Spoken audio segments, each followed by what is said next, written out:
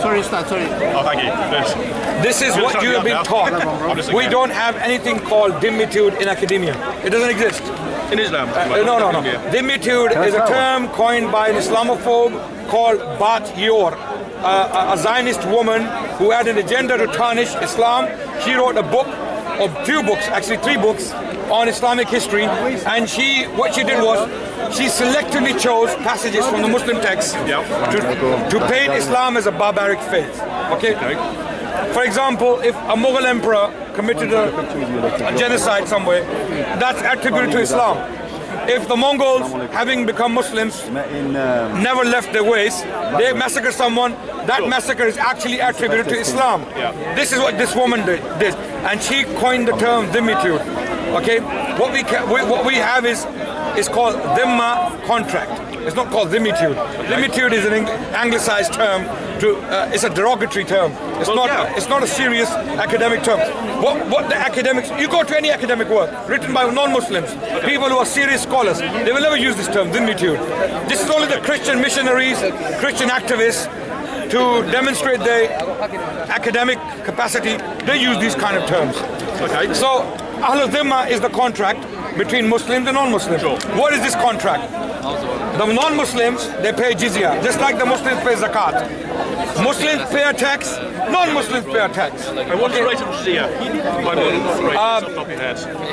Rate of jizya is for a rich person, someone who is rich, okay, is 1 gold coin per year. Okay. Okay. 1 gold coin per year. For middle class people, it's 48 silver coins. For poor people, it is 12 silver coins a year. Okay. And beggars, priests, women, children, elderly are all exempt. Okay. Okay. Jizya is charged from working class people. Okay. People who are working. If you're not working, no jizya. Okay? Okay? Okay, no problem. What I understood is that someone who's poor doesn't have to pay jizya. Okay? So, likewise, zakat, which is the Muslim tax, Muslims have to pay 2.5%. The non-Muslims do not pay a percentage. Muslims do. So if I have £1 million in my account, for example, in a Muslim state, I'm a Muslim, I pay £25,000 every year to the state. If a Jewish man has £1 million in his account, he pays, what's 4 grams of, how much is a gram of gold? 30 pounds. 30 into 4, how much is that? 120 pounds. Is that fair? I pay 25,000 pounds, and a Jewish man pays 120 pounds. For £1 million. For £1 million. So this is I'm not sanitizing Islam here for you. This is what it is. Well, go and read the sources. Go and read the early. I can give you references. I'm not in my head. I'm not listening to what you're saying. Not necessarily either assenting or disagreeing with what you're saying. Just I'm just nodding my head to listen to what you're saying. As I understood it, what's called the Dhimmi contract. Is that correct? It's Dhimma contract. Dhimma contract. Ahad. It's called Ahad in Arabic, which is a contract. Okay. An agreement. Okay. Yeah. As I understood it, and I might be wrong, so I'm just going. It was actually quite the tax on people under the contract is regressive. It gradually pushes them down financially as the years progress. Because notwithstanding what you just said about what tax rates are. In what sense it pushes them down? In what sense? Because ultimately it's taking out more than they can afford. Ultimately, as the years progress, no one can increase the cost. Well, I'd have to look at the contract. I can give you reference sources. Go to Al-Baladuri, one of the earliest histories of Islam. It's called Futuh al-Buldan. Okay, the conquest of lands. Literally, it's called the conquest of lands. And there are plenty of documents put by Baladuri, who's the scholar who wrote the book. And in these documents, you get the terms. You see the terms. What were the terms they agreed to? And in each and every single treaty, you will find the amount is 1 dinar. 1 dinar is 1 gold coin, which is 4.25 in weight, grams in weight. 4.25 grams in weight. Okay, so literally, what could you buy from a dinar in the time of the Prophet? At that time, a goat, a sheep. Okay, a goat. So if you have a herd of goats and you're a non-Muslim, every year you either pay in kind or you can give 1 gold coin to the state. Was it an income tax or a wealth tax? Which was it? Was it a wealth? Sorry, was it an income tax based on your income or on your wealth or both? It is not income. In both cases, with the Muslims and the non-Muslims, it's not an income tax. Income tax has a different system. You know, you pay what you earn, right? You pay based upon your earnings, but that's not the case here. Yeah, we pay You only pay based upon your capacity to pay. Okay. For example, Jews. If you're a rich Jew, you pay 1 gold coin. If you're a middle class Christian, you pay 48 silver coins. Okay. If you are a poor, a laborer, whether you're Christian or Hindu, you pay 12 coins. Silver coins. Okay, which is like literally less than 10 pounds. Okay, a year. By the way, this is a year. So this is a huge misconception that jizya broke people's backs. Okay, it may be so in some cases where rulers went out of their limits and they started to impose heavy amounts. And in fact, we have examples where scholars stood up for the people. Okay, we have, for example, the Mamluk ruler, Baybars, who was fighting against the Mongols. And he wanted to tax his people. He wanted to raise the taxes so that he can fight the Mongols effectively. It was a fair demand because these people were facing extinction at the hands of the Mongols, right? But the scholar Imam Nawawi in Damascus, he failed or he refused to sign the document, to give fatwa. You know, fatwa is a ruling. Yes, ruling. Yeah, go and give. And the ruler asked him, why would you refuse? He said, your slaves, your servants, he's talking to the king, the sultan, that your servants have gold and silver on their sword cases and their clothes. Take that off, melt it, use it for your purpose. Once that is finished, I'll give you the fatwa. Then you can tax the people. Because it was an exceptional circumstance, right? Where people needed a lot of money to fight the Mongols. Okay. Even then, the scholars of Islam did not allow rulers to abuse their power. But there were cases where they did abuse their power, but that cannot be attributed to Islam. Islam is clear. This is the amount. You cannot charge any more than that, period. Okay. Going back, I mean, obviously we've gone off topic a little bit. Going back to the original point about Islam being politics and religion in one as one, mosque and state as one, if you like, put it that way. So this rule applies to Muslims. It doesn't apply to Jews and Christians. Okay. But going back to the point of apostasy, and that being a political act, it just seems sort of strange to me that if Islam is the truth and then empowered by God, it would need humans. No, you're looking at Islam from a Christian lens. Okay, of course you need to stop looking. Okay, you need to stop looking at Islam from a Christian lens because Islam is not Christianity. Absolutely agree. Well, Islam is a political faith. This is what you have to understand. Already mentioned that. In a political system, when you leave the system publicly, announcing it, you are instigating a rebellion, possibly a revolt, or whether it's minor or major. It depends on the country you're in or the culture you're in. Okay, so when you leave a political system, a political group publicly, you are instigating, by extension, possibly a revolt.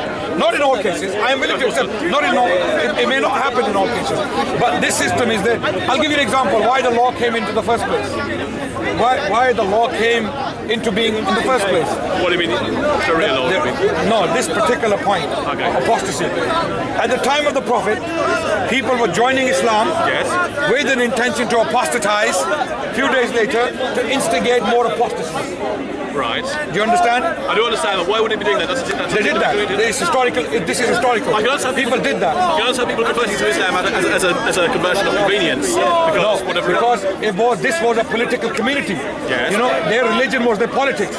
So they were being persecuted because of their politics and religion. Okay. Because the religion is politics, they're being persecuted for both. But that makes no sense what you're saying. People converting to Islam just with a view to going to sort of renouncing it a couple of days later, I guess with a view to sort of defame. So that's why to avoid people from using Islam as a vehicle to cause revolts or rebellions, this rule came down. This rule was established. Using Islam to revolt against Islam, because you already said Islam and politics is one, basically. So Islam is one. So you're saying that people are converting to Islam, into the Islamic State at the time, with a view then to maybe a month later, whatever, to go and say, I'm not a Muslim anymore. I don't like it.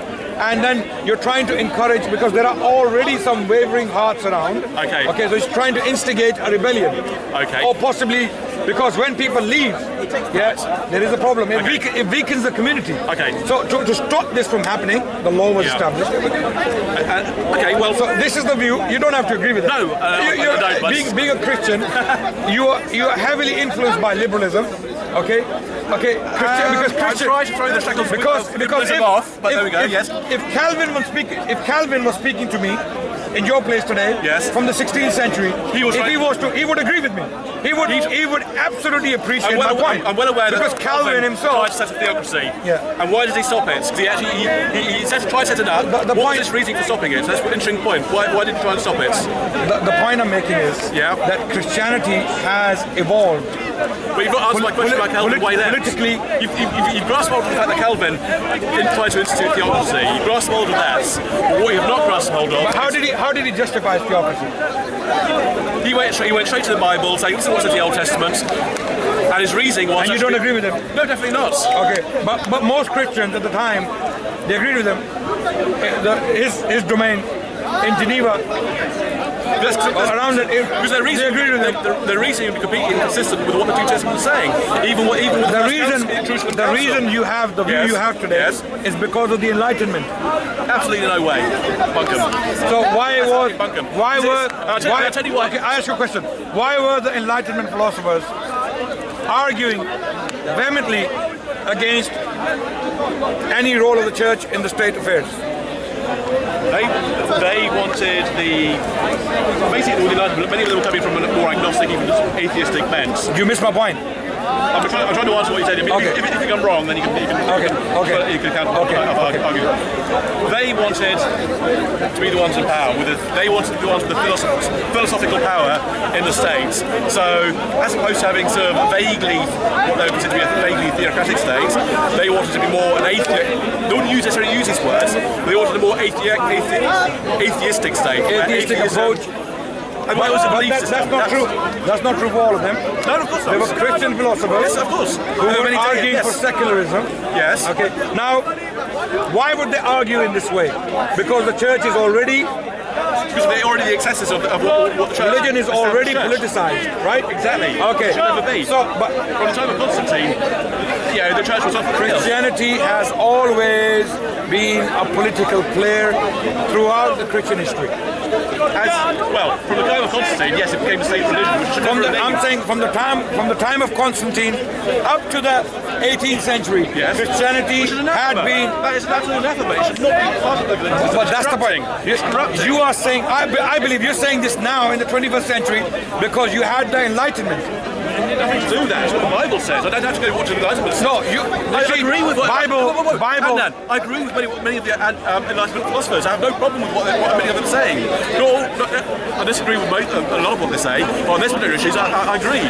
Church and state, religion and state, whether it's Islam and state or Christianity and state or whatever, always leads to coercion and corruption, and use of violence and force to force belief on people, basically.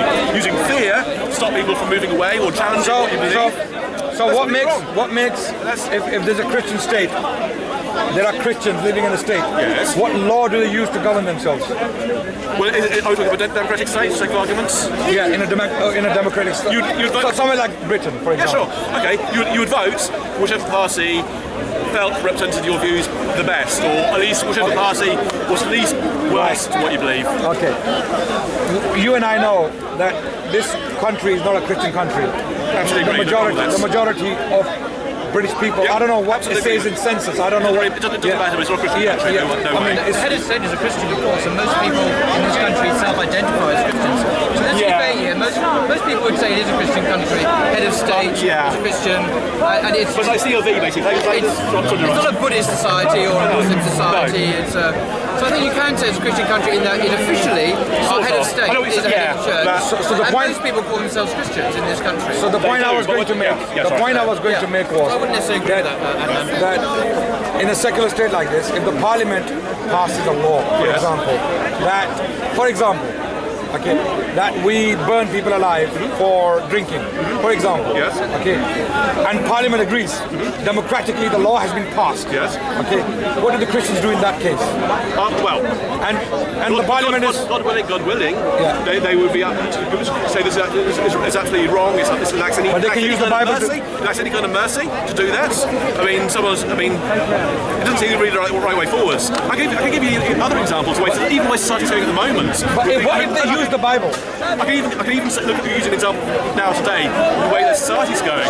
For instance, with things like same-sex marriage, or exactly. That's a good example. Or the use of armed forces as to getting into other countries. But the church has jumped on the bandwagon. We have Anglican priests who are actually exactly, and that proves my point. Well, I'd argue it proves my point. They're going astray because as soon as you have religion and state together, that religion will always use the forces of the state, the tools of the state, which would be the police, the army, the law, prisons, all other methods of state coercion to enhance its position. But that's the problem I'm highlighting. The Church of England has actually said about its priests they cannot marry like that. So this is in violation of the Church of England's own teaching. This is not an example of church-state relationship. It's an example of disobedience to the explicit teaching of the Church of England, which is that ministers and vicars cannot marry each other. Okay. Now, these two guys are actually standing for election to General Synod. I know. And this is going to create a big problem. If they are elected, the Archbishop of Canterbury is going to have to deal with members of Synod who are in violation of their own rules. This is not an example of the Church of England are teaching something dodgy. It's a disciplinary problem. So it's not quite the same thing as saying, they're just giving in. They have a line. They need to hold it. That's the issue. Yeah, I mean, you came in a little bit later. I mean, so what I was saying was, you might have missed it, and I don't know whether you agree or not. But what I'm saying is the whole idea of church and state, for me as Christian, is anathema, basically. Since when? That's the issue. Well, since the point I'm raising here is for the first 18 centuries. I mean, where did Jesus say, "Go kill in my name"? Go slaughter Muslims, or Jews in my name. Okay, fine. Let's assume he didn't say that. No, let's assume he didn't. Fine, no problem. The point I'm making is, for the first 18th century, or up to the 18th century, Christian world was governed by a very politicized group called the church. Okay? And the Enlightenment philosophers, this is the problem they had.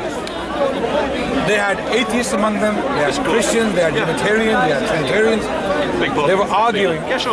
Some were arguing tolerance, others saying, okay, we need to separate the church and the state so that we can have more tolerance, we can have more freedom. Yes. We understand that. Okay. I'm saying your view is their view. Your view is only 2 centuries old. Okay. Prior to this phenomenon, prior to this occurrence in the 18th century, the Christians are pretty much unanimous that the church is political. Let it be political. Okay. I'm a product of this society. So you only your view is only complete separation of the church and the state. I mean, I'm a product of British society. I've been brought up in Britain. Exactly. British education system. Liberalism. Exactly. But that doesn't necessarily run that often runs counter to Christianity, and therefore when it does that, it's a case of actually either resisting that or disobeying that, and worse still, the more insidious forms where it's more subtle, where it's close enough and you just sort of go along with it, and it becomes difficult where, for instance, there's a good law being brought in, it's just going to bring in a good form of morality. Isn't it better to have God's law? Okay. Yes, of course. God's law is there in the Old Testament. But that law is for the Jews. It's not for the Gentiles. That's what the early arguments. Fine. I understand the Christian argument. I understand your argument on that point. Okay. My issue is, why would you have men making laws for you and making blunders at the same time and ignoring God's law at the same time, even though it was for the Jews? It is godly. You believe it is godly. It is there in the Bible, right? Yes. The Old Testament law. Okay. But what's our mandate, or what's our commission as a Christian? As far as I understand it, my own simple understanding, is to go and make converts of all people, to share the gospel with people, and bring people to faith in Christ. Right. That's my mandate. What my mandate is not is to become a politician and try and enforce that religious view on people. Where it gets interesting, or a little bit more grey area, is, for instance, if I was a politician to take an argument and I was trying to legislate against something which is clearly evil. I'll give you an example. I'm just telling one which is we will agree on. I mean, sort of like abortion. Yeah, exactly. It's a good example. Or what's the other one where? Sorry, I had a mind blank. Where they tweak and play with the embryo. What's it called? Test tube babies. That kind of thing, basically. Or cloning. Yeah, exactly. Human cloning. Yeah, exactly. That kind of stuff. Yeah. That is obviously clearly wrong. So. Yes, I would vote against it if I could. But even that's quite interesting. That's already a slippery slope, it's insidiously leading me into a state system, trying to use the state to impose. But do you see the Christian world, or Christendom has a problem. It has a huge problem. You have two choices. One is secular law, made by men, right? The other is the biblical law, which is, if you applied it today, it would be, at the least, it would be barbaric, right? There are people who will be screaming about some of the. Yeah, you would have people burning. You would have. Capital punishment and corporal punishments. No, there is burning in the Old Testament. Well, that's capital punishments. But yeah, we should not be bringing that in. I mean, it's. But then you choose man-made law. Well, yeah, basically, yes. I've got no problem with that. It's not my role as a Christian to use the rule of law. You don't think it's a dilemma? I think it's an element of dilemma. Yeah, sure. I think why did God leave you with a dilemma then? We the Muslims, we have a law. We have the Quran. Okay. We have the now what's exactly happening is just like a bit earlier, you were saying, you're looking through Islam through Christian lens. Exactly. Now it's vice versa. You're doing the same thing back. You're doing the same thing back. No. I'm willing to. That's your prerogative. I accept your view. I'm not saying you have to be like Muslims. No. I'm saying your view is inconsistent with your belief.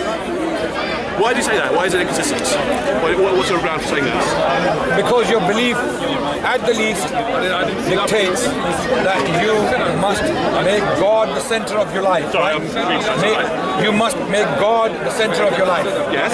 That's the basic. I mean, we all agree on that. So far, so good. No problem with that. Okay. No problem. Okay. So, when it comes to politics, you take God away. When it comes to politics, you take God into consideration. When it comes to everything in your life, your prayer, your living, your life. There is an answer. There's an answer for this for you, which we've overlooked, and that is biblically in terms of Paul. Yes.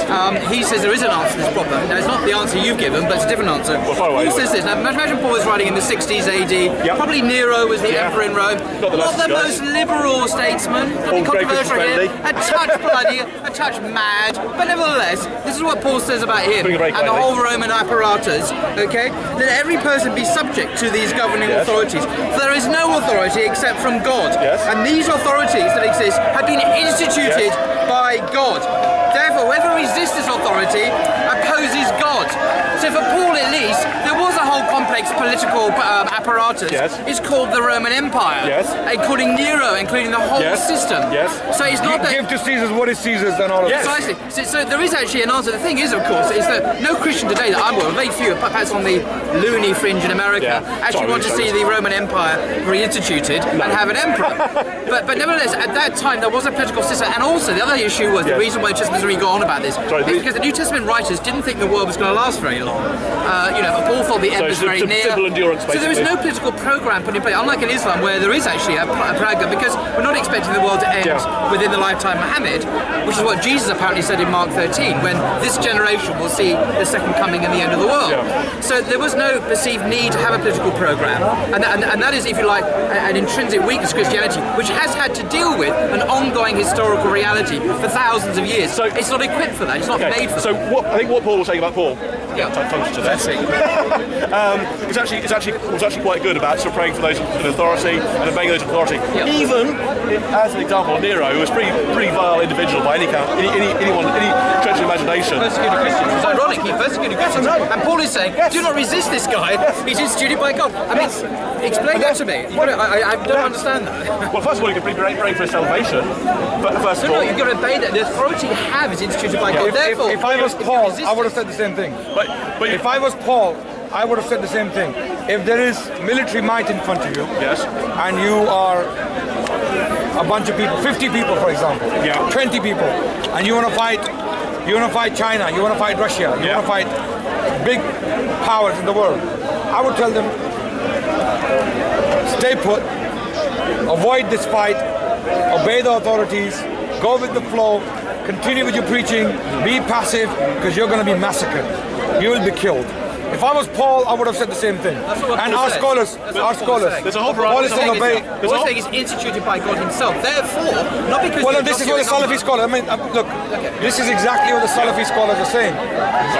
Rulers today have been instituted by God. Okay, yeah, absolutely. This is your destiny. Okay, this is God's decree. So submit to it.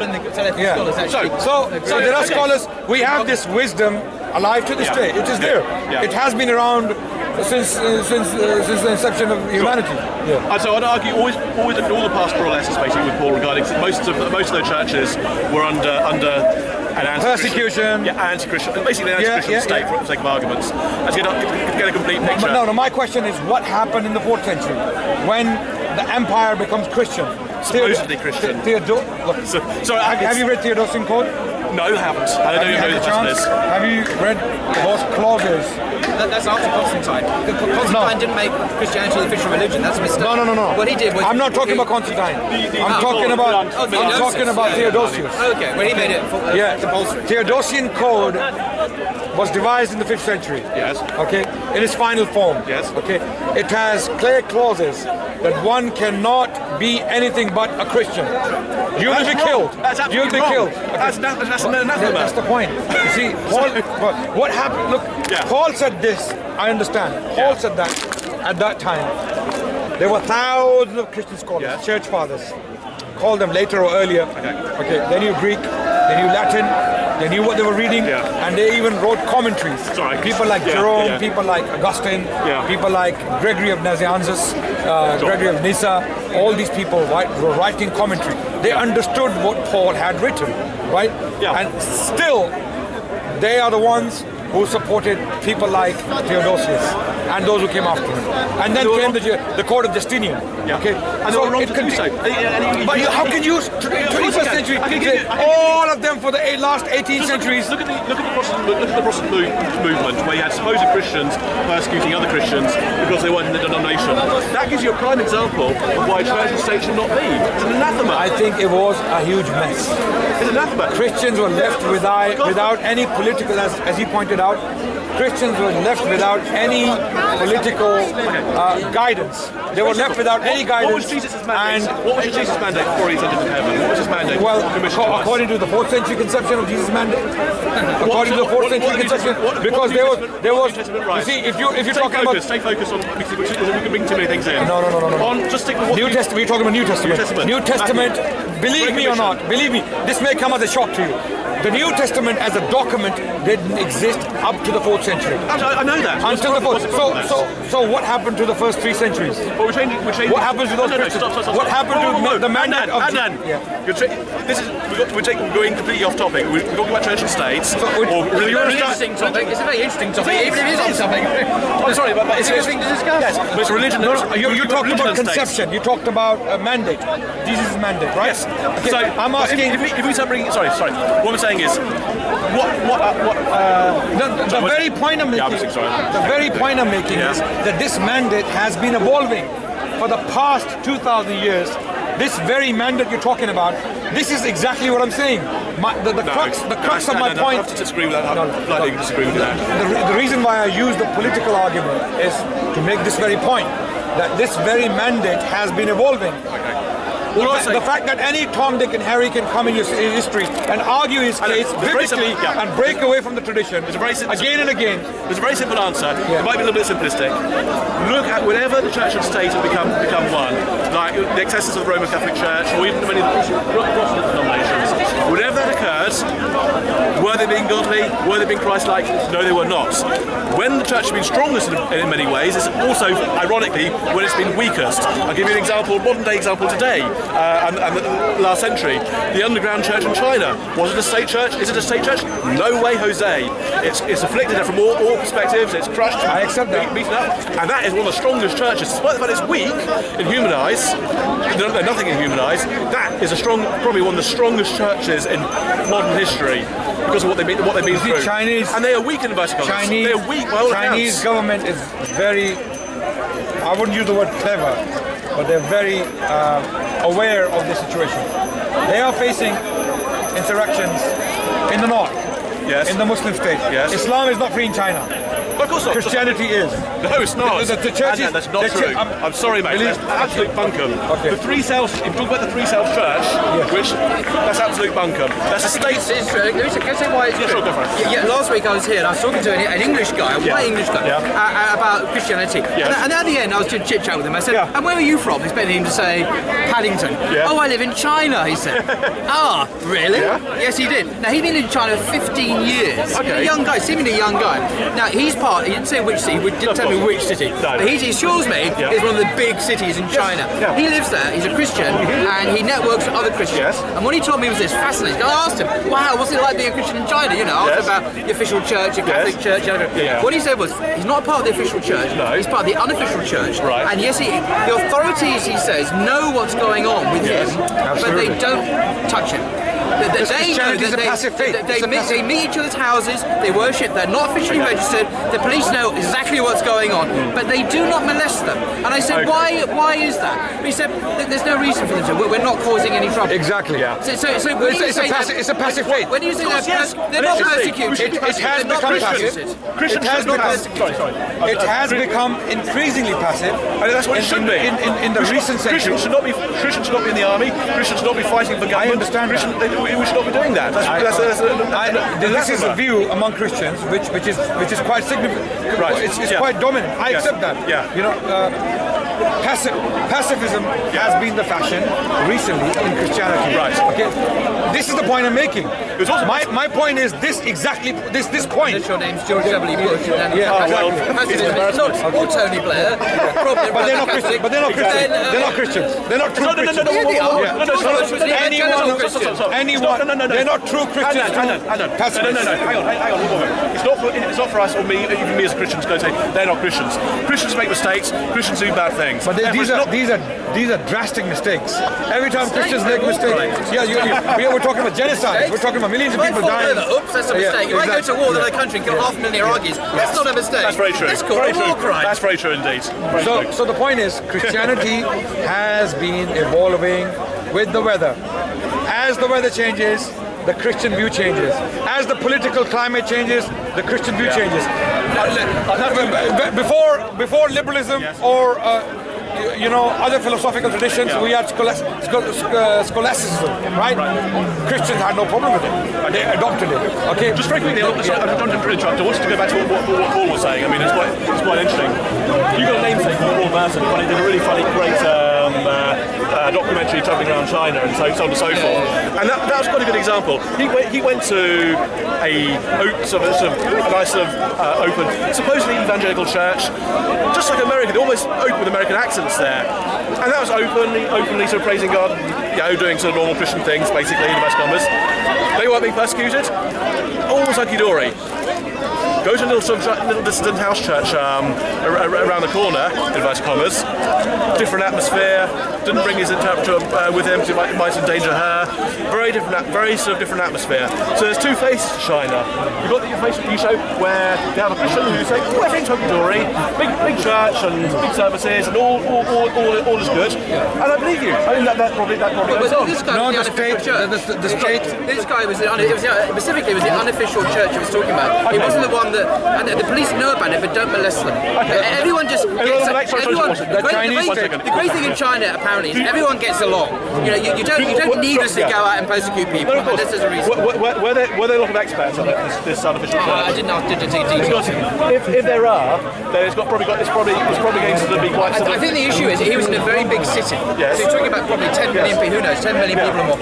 The police are not. They're not a totalitarian state. They will literally camp down on everything. They let you get on as long as you don't cause trouble. And that's what he wasn't causing any trouble. And then it's always the definition of what trouble is. That's where It's simply praying together, worshipping Jesus, and all that stuff. It's not causing. Sorry. I get distracted so easy, sorry. Evangelising as well, for instance? I don't know. Yeah, because that's often what you'll find is you have these churches, superficially evangelical, they sing the right songs. Depends how you evangelise. Of course. If you do it a bit of J. Smith style, that's going to piss off the most tolerant ruler in history. Because that's a dreadful way of doing it. But if you do it subtly, hey, have you heard about whatever, then I don't see an French issue. evangelism, tea and coffee type of thing, whatever they have. That's how Christianity spread. It spread through all ways. It's through Christian polemics, like Paul's quite sort of polemical. Using an example of J. Smith, he's quite polemical. Then you have much quieter approaches, where which Paul would approve of, and we all approve of it as well, which is sort of nicer in inverted commas, touchy and sort of. It's got to be cheap. and biscuits. Oh yes, of course. We deserve it every time. Did the lies of J. Smith come from Paul? Let's not talk about J. Smith. I agree with everything J. Smith says, by the way, but we're not really talking about. You don't think he lies? Honestly, definitely not. And we're not talking about that. We're talking about He makes Satan look J. Smith. He really does. Guys, I don't know how Satan puts up with him. Christian violence in you. How can you being such a nice guy, not see his lies? It's very difficult for me to believe. Well, and then first of all, I'd have to disagree with you there. And also, we got off topic. We're talking about Okay, no problem. Let J. Smith answer for himself. He's a big boy. He can answer for himself. Do you want to go and watch some of the videos? I do watch videos, and I check these as well. Have you seen those videos where he says, "Where is the Bible corrupted?" And then I've read all of them. I've watched them all. It is I've watched them all. Okay. I've seen. And you don't think he lies? No. And are you even going to call So it? what would you call that? Christian? Christian Takia. Not at all. He's not lying. You've gone off topic as well. You've gone very off topic. Let's go back to what we were talking about before. But how would you explain? I mean, just out of curiosity, how would you explain that? In one place he's saying, "Where is the Bible corrupted?" It is corrupted nowhere. And then in the next clip he's saying it is corrupted in so and so place. Because he's talking about changes. There's about 40 odd verses in the Bible which are not found in the earliest texts. But the Texas Receptus. No, but he's categorically saying no corruption. Well, and then in the next clip, what just to do is actually ask him directly. Okay. Because I can't really answer everything he says. All I can say is I'm a fellow conspirator with him basically. So if he's a liar, I'm a liar too. So if he's a liar, I'm a liar too. Because I'm a co-conspirator. I don't think I am a liar. That's for God to judge. No, I don't think you're a liar. I don't think. Let's leave that for God to judge. Nice talking to you. So God bless you. Yeah. Continue on the